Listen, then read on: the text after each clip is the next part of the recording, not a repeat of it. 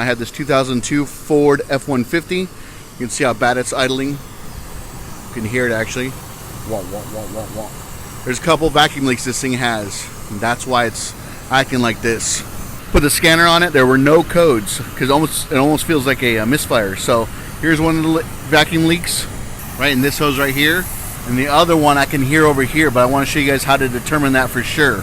So I got my old O'Reilly's brake parts cleaner, right, and you just start shooting it to where you suspect the engine might have a vacuum leak. So go over here, nothing. And when this stuff gets sucked into the engine, it's going to make the RPMs rev up. So you'll see here in a second. Right there, nothing. I'm going to shoot it right back here.